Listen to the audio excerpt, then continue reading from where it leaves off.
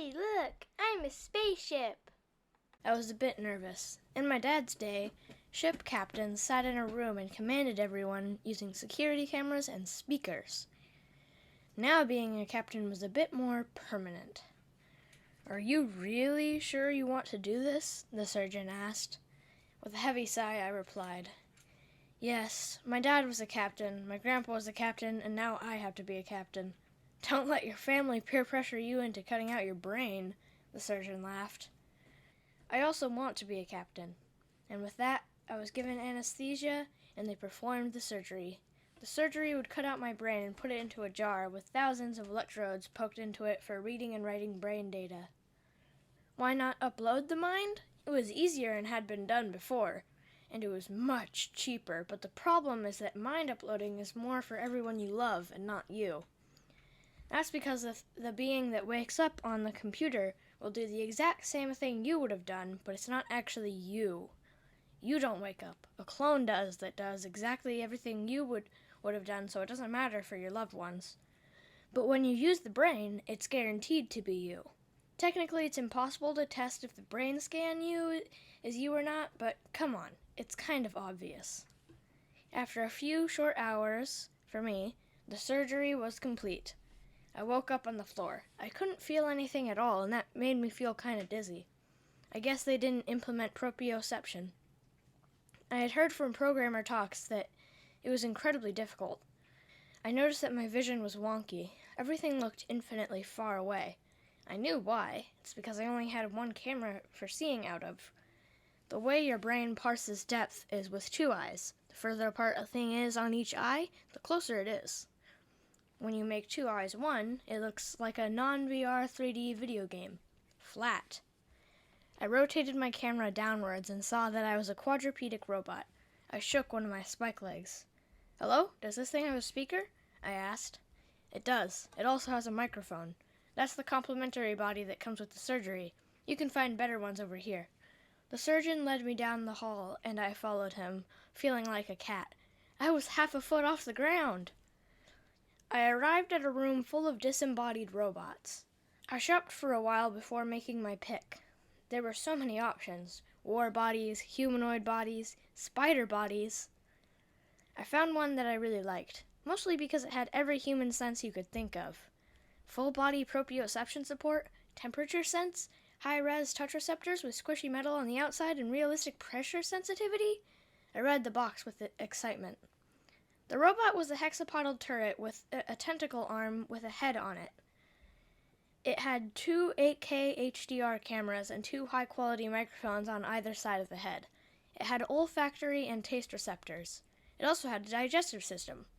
Okay, it was more of a hole that went through the robot arm that leads to a storage spot on the bottom with a latch I could toggle, but it still counts. I told the shopkeeper I wanted that one, and he charged my card.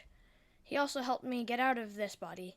See, my real head that connects to the bodies is very simple. It's a metal ball with a bunch of cable inputs and a food latch. The food that I now need to eat was a gross paste that I'm grateful I don't have to taste. It's made mostly of water, proteins, cerebrospinal fluid, and fats. Just stuff your body would give your brain to keep it healthy. So it's not like the science fiction brain in a jar. It's more like a metal ball with a brain in it. But there's so many atom-wide electrical cables connecting to almost every neuron that it wouldn't be very interesting to see inside. And yes, the metal ball brain doesn't have any sensors. As he disconnected me, a mild jerk of panic shot through me. It's really scary to be in an environment with no senses, not even proprioception. But after like 2 seconds, he reconnected me. I was in the hexapod body. Oh man, that's disorienting. I thought no proprioception would be worse, but having proprioception for a body I'm not used to is weird. Ah! I screamed and fell over. "Fell into the proprioception trap?" the shopkeeper joked. "Is that where you think no proprioception is worse than proprioception for a body you're not used to? If so, then yes," I responded. "Yep, that's the proprioception trap. Happens almost every time," the shopkeeper confirmed, helping me up. I walked out of the hospital and wandered the city. I noticed I had access to the quantum net in this body. Humans had cracked the code to quantum instant communications. I had a revelation moment of why this body was so expensive. Quantum net was not cheap. Like 200 GC, global currency, 1 GC is roughly $1.80. My dad had messaged me of where to meet up after the surgery. I used my GPS and navigated my way there. It was a 3-hour walk, but time scale helped me make it bearable. To me, it felt like 5 minutes. Hello, son. I was thinking you could get the Alpha Strike. It has amazing features for non-human captains. You know, I got one of the early builds of the Alpha Strike before it got non-human support. My dad greeted me briefly and cut straight to the chase. I know, Dad. After a few hours of searching, I had found the perfect ship. It was called the Brainwave. It was part cruise ship, part battleship, but was mainly a cargo craft. It had really good brain support and had a really nice no-gravity zone and artificial gravity spots. I flew the ship excitedly into the air. I flew down next to my dad and, using the announcer speakers, kind of useless for a vessel made to travel in space, and said, "Daddy, look, I'm a spaceship." I lived in the spaceship for about a month, looking for a team. By the end of the month, I had found 4 people for my team. Sadly, there were 3 people I had to shut down because of species limitation. The Brainwave had very poor species support. It could only hold one type of species, and the first member to apply was human, so I had to shut down anyone who wasn't human.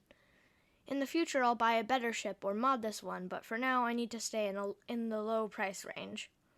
After another month of getting to know each other and just living in the ship together, we were ready to launch, knowing we might not come back to Earth or any other planet for years. Ready, everyone? I spoke through my bot and not through the PA system to make it more personal and official. Yep, everyone replied. Get to the acceleration couch. The crew headed to the acceleration couch and I did a countdown. We launched into space and never looked back.